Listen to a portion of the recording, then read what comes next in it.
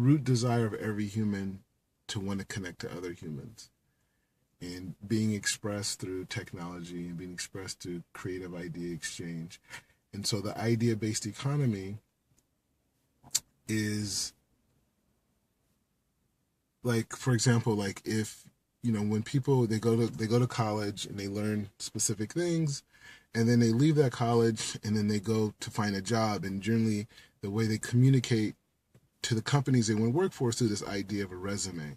And so this resume lists the attributes and the talents that the individual has.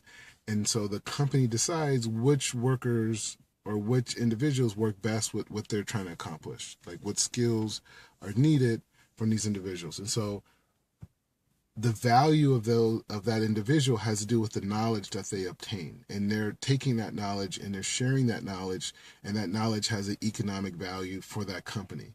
And so they may pay a person $60,000 or $100,000 or $300,000 for that knowledge, but it's in proportion to the money that they feel they're going to make by obtaining that knowledge. And so the idea-based economy is saying, like, hey, it's not just about going to school and graduating and giving all of that intellectual value to one particular company. You want to be able to find a way to take whatever knowledge you've obtained and to conceptualize it and market it and engage people all over the world.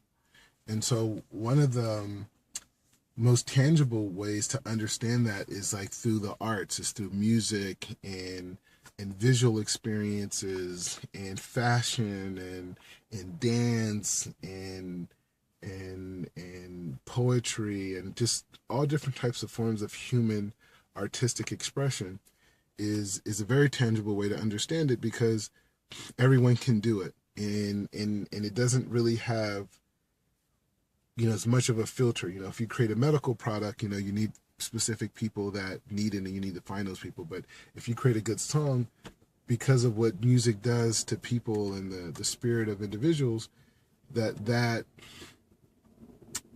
intellectual property or that idea or that concept, has an immediate value in an immediate marketplace. And so when you look at social media, a lot of the people who have had a lot of success initially have been creative, artistic people.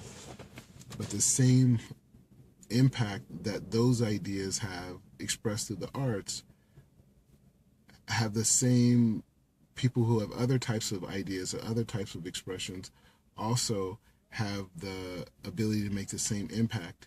And so that world of being able to take the knowledge that you have in the concepts or the ideas that have value to other people and being able to exchange that through social media is the idea of the idea-based economy, or the concept of the idea-based economy, meaning that my ideas can be exchanged all over the world and have a value, whether it's creating music, whether it's creating a medical product, whether it's creating a new type of a birdhouse or a new type of a building or a new idea for a car.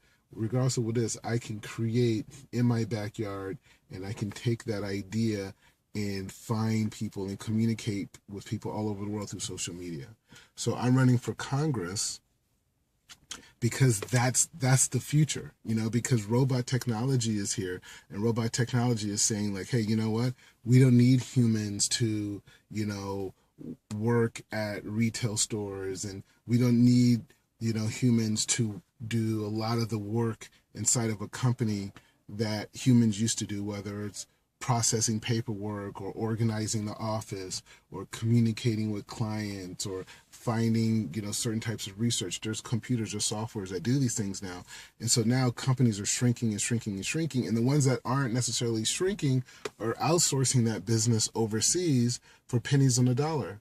So the same technology department I would have to pay, maybe several $1,000,000 for, being a mid-sized business in America, that same several $1,000,000 I can now outsource and pay maybe $100,000 a year.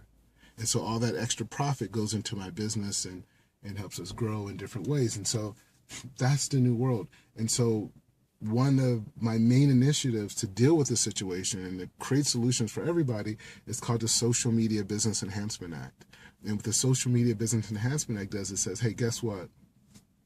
We need to remove the regulations that are on small businesses, and these regulations are making it almost impossible for these idea creators and these conceptual thinkers to start businesses online and or through social media, take their ideas, their passions, their capital, their resources, and be able to aggregate them through social media and turn it into a real business. It's very difficult. Although there are people are making money online. Some people have YouTube videos and are making tons of money. Some people are selling products. Some people have different services. It does exist. But we're talking about making it accessible for millions of people across America and creating millions of new businesses based around people looking at their local communities and aggregating in resources. And so me going to Congress and me going to DC is being probably one of the few people in America who have been working in the social media based business space for the last several years.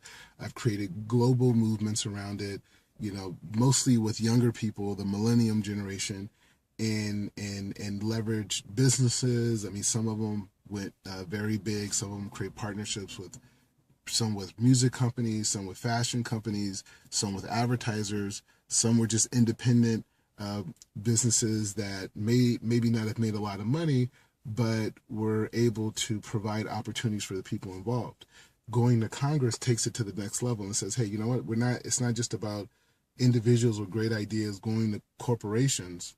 It's about saying, like, no, I can create the business myself, and I can there's an atmosphere where investors from all over the world will see the value in investing directly with me as a company versus the company that I partner with. In South Central Los Angeles, there's been so much talent. There's been billions of dollars created by the social culture of music, of fashion, of dance, of movies, of content, of news, all types of stuff out of South Central Los Angeles, but the community hasn't been able to benefit from it. And it's because there's been a middleman there. There's been big corporations like the Warner Brothers and the Sonys and the BMIs and the MGM studios and the Lionsgates, have made a tremendous amount of money from urban culture. And it's not putting anyone down.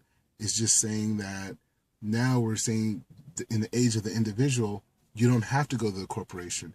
You could deal directly with the same investors that would normally give their money to the companies to come and do business with you or with your cousin or your nephew. So the point is, in this very, very long video, is just to say that I'm running for Congress because I understand the space of social media-based businesses. Robot technology is coming, so human labor as we know it is diminishing every single day. They say over the next 10 years, there could be up to 30, 40, 50 million jobs that people have had for the last 30, 40 years in our country, are going to be obsolete or going to be outsourced globally. And so because of that, what I'm going to Congress for is exactly what's needed because the atmosphere is already there. I'm just creating the legislation. And because I've worked in this space, I have the mental, the intellectual resources to be able to create what's needed for these people to be successful that do have these social media based businesses. And, there's a lot more to talk about, but, that's the main idea, is that we're in an age of the individual. Social media based businesses are the future. Robot technology is removing human labor. And I'm going to Washington, D.C. to create the legislation for the next generation of entrepreneurs to be successful in America.